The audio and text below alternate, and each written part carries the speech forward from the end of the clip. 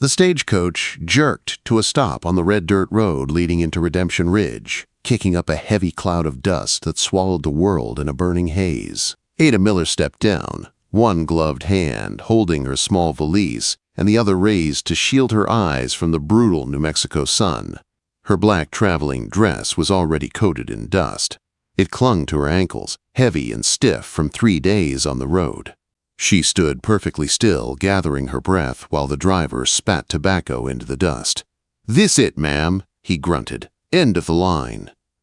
Adah nodded. She paid him the last of her fare, then watched the coach rattle away and vanish into the shimmering heat. She was alone now. Truly alone. Redemption Ridge looked like a town built by people who expected nothing good to last.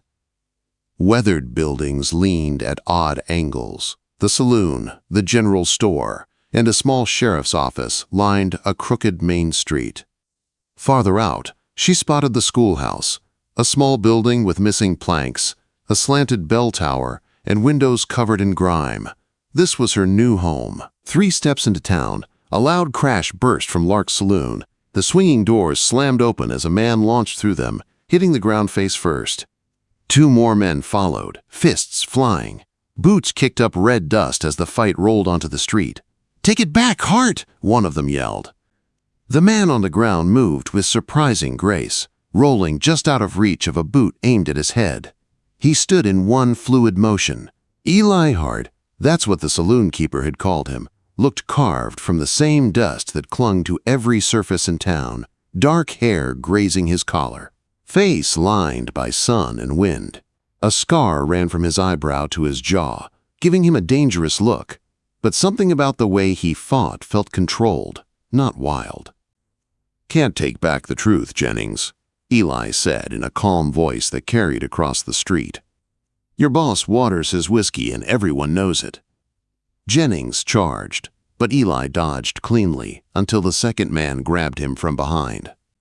They all crashed into the dust again, curses filling the air. A crowd gathered. Men shouted. Bets were placed. The sheriff leaned in his doorway, looking bored. No one planned to stop the fight. Adah's jaw tightened. So this was the town she would teach in, the place where she would be expected to shape young minds, the place where they had chased out the last schoolteacher without a word. Enough. She set down her valise and marched straight toward the brawl. "Gentlemen!" Her voice cut through the noise like a whip. Everything stopped. Eli paused mid-swing. Jennings froze with his fist in the air, and the crowd fell silent. Adah looked at them the same way she'd looked at unruly boys in Boston. "Is there a reason you are blocking the road? Or are you simply too old to remember how to behave?" Jennings scowled. "Who the hell are you?" "Adah Miller, your new school teacher. I begin classes tomorrow. I do hope your children have better manners than their fathers." Laughter rippled through the crowd. Jennings lowered his fist, muttering. The second man stepped back. The sheriff snorted, but didn't interfere. Jennings stomped into the saloon, red-faced. The crowd drifted away. Eli Hart remained on the ground, staring up at Adah with eyes the color of winter sky. Cold at first, then warmed by something like amusement. "You always stick your nose where it doesn't belong?" he asked. "Only when grown men behave like children," she said coolly, extending her hand to help him up. He stared at her hand for a long beat, then took it gently. His palm was rough, calloused, but careful. "Thank you," he said softly. Then he turned away and walked toward the stables without another word. Adah didn't call after him. She didn't need to. "You're either very brave or very foolish," a woman's voice said behind her. Adah turned to see a tall woman in her 50s with silver-streaked hair and a no-nonsense expression. "I'm Ruby Lark," she said. "Own the saloon and the boarding house you wrote to. You must be Miss Miller." "Adah, please," she replied. "And I'm not easily scared off, Ruby." "Good," Ruby said with a dry smile. "You'll need that spine. Come on.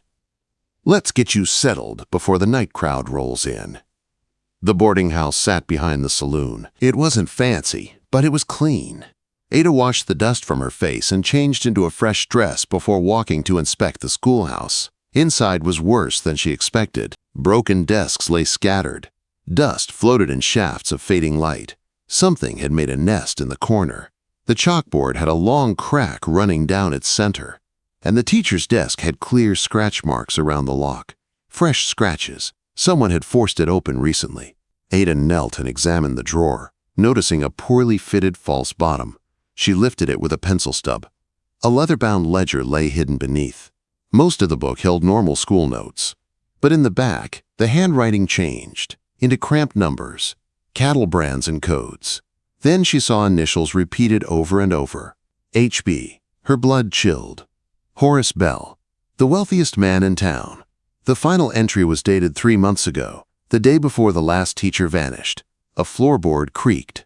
Adah spun around to see Sheriff Luther Pike filling the doorway, his pale eyes, too, calculating. "Miss Miller," he drawled. "Heard you arrived. Need help getting settled?"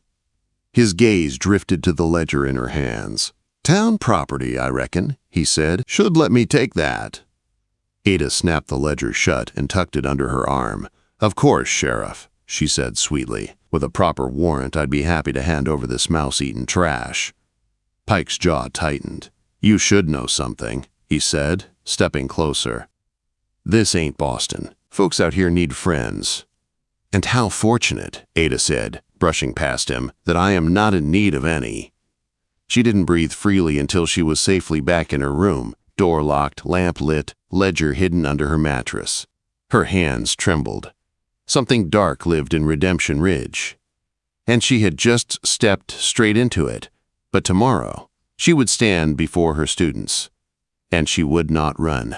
Not like the last teacher, not like Sarah Winters, not like someone scared of men like Bell and Pike. Outside, a coyote howled, a lonely warning. But Adah Miller sat at her small desk, opened the ledger again, and began to study every page, because she had a feeling Eli Hart's scarred face wasn't the only mystery in this unforgiving town, and whatever secrets Redemption Ridge held, she would uncover them all. The sun rose cold and pale over Redemption Ridge, washing the town in thin morning light. Adah Miller woke before dawn, the ledger's secrets still thudding in her mind like footsteps behind her. She dressed quickly, pinned her hair back, and walked toward the schoolhouse while the town was still quiet. But she wasn't alone.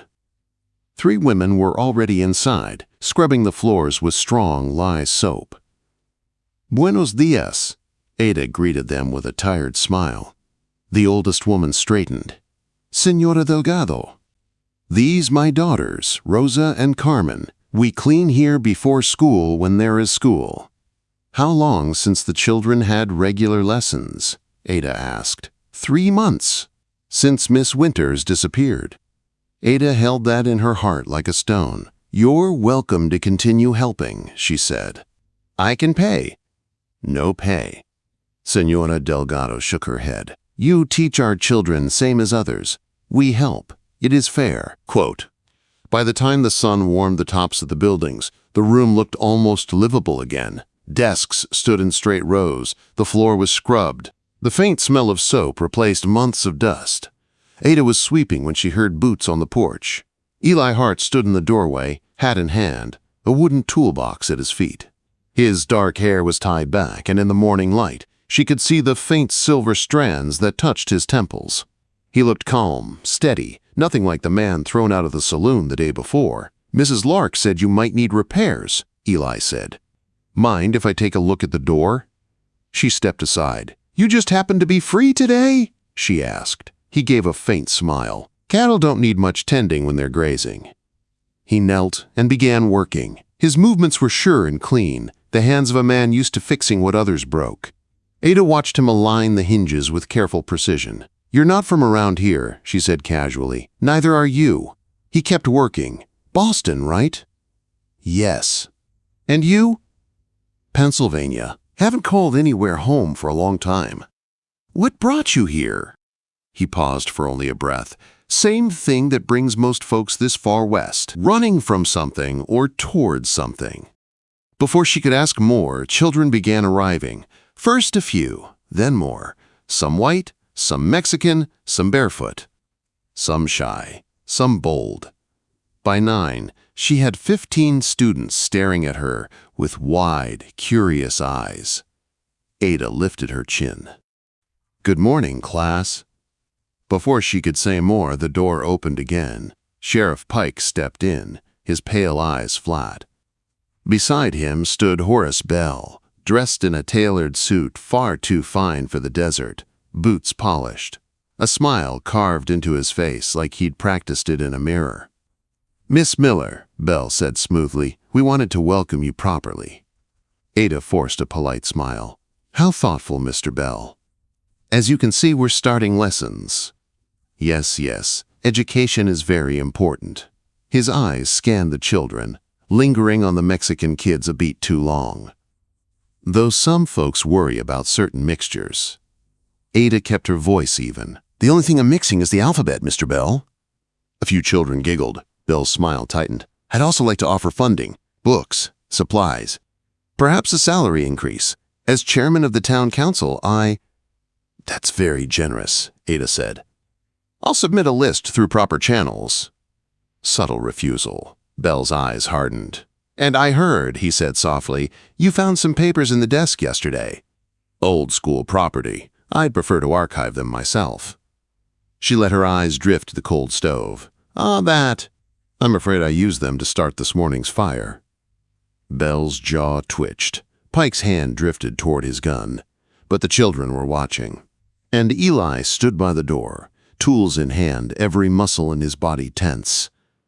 Bell stepped back with a cold chuckle. "How careless of you. Good day, Miss Miller." When they left, Eli whispered from the wall, "That was either very brave or very stupid. You said that yesterday, and it's still true." After class, Adah stepped outside to clear her head. She hadn't walked far when she felt someone behind her. "You shouldn't wander alone." She didn't jump, though her heart did. Eli stood there, arms crossed, watching the horizon. "You scared me," she said. "Not half as much as what you're holding under your mattress should," he replied. She froze. "What makes you think?" "I know you didn't burn that ledger," he said quietly. "I know you read it, and I know what's in it." "Then you know what Bell is doing." "I know he's stealing cattle and getting rich off it. I know Pike protects him, and I know the last teacher died for knowing too much." Her breath caught. "Died?" "Found her horse tangled in mesquite weeks later. Empty saddle. Body taken by coyotes." Adah swallowed hard. "And the ledger, the numbers, the brands. They show everything." "Yes," Eli said. "Which is why you need to let it go."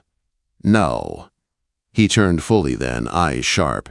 "Miss Miller, people like Bell don't just threaten. They kill." "My students deserve better than this," she said. "This town deserves better." Eli looked pained. "I swore off that life. Tracking men. Investigating. Hunting. It cost me friends. Cost me my peace. Then help me survive it," she said softly. "Teach me what I need to know." He stared at her, jaw clenched. She could almost see the war inside him. Then he said something she didn't expect. "I found something this morning." He pulled a folded paper from his vest. A crude drawing of a schoolhouse with a giant X across it. "Someone nailed this to a fence." "Charming," Adah said, fighting the tremble in her voice. "The spelling's terrible. You're making enemies." "I've faced worse." "Not out here, you haven't." Their eyes locked. "You're not leaving, are you?" he asked. "No, would you?" "No." The wind shifted, carrying a faint howl from the desert. Danger lived in it, but so did something else. Resolve. "Then we start," Eli said. "Together." The next morning dawned with a strange, heavy stillness, as if the whole desert was holding its breath. Adah Miller woke before sunrise, her mind buzzing with everything Eli had told her. The murder of the previous teacher, the cattle thefts, the coded ledger that now sat hidden beneath her floorboard. She dressed quickly, pinned her hair back with shaking hands, and checked the window. A thick blanket of gray clouds hovered low over Redemption Ridge. Even the birds were quiet. Something was coming. She walked toward the schoolhouse. But the moment she rounded the corner, she froze. A crowd had gathered, whispering urgently. 40 head of Horus Bell's prize cattle had vanished in the night. "Just gone," someone muttered. Storm came in fast, then poof, whole herd disappears.